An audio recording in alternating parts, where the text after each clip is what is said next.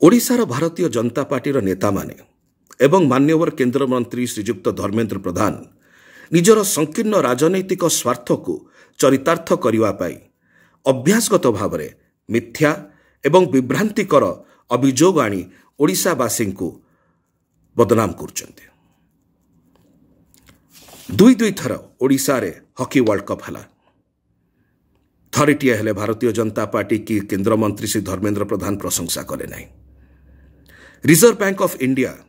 कहला भारत वर्ष रे ओडिशा होछि 1 नंबर राज्य नंबर 1 स्टेट कोथरे वित्तीय परिचालना एवं लोन मैनेजमेंट रे से माने नीरव रहिले।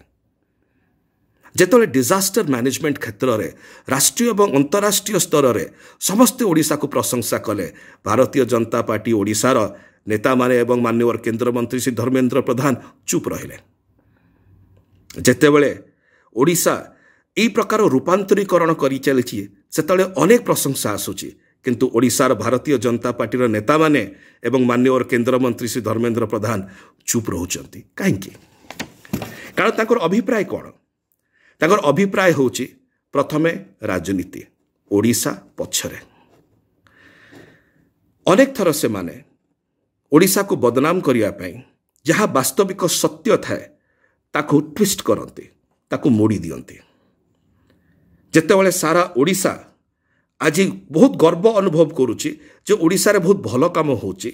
सेतेबेले से माने विव्रत ही पड़ुचंती एवं मान्यवर श्री प्रधान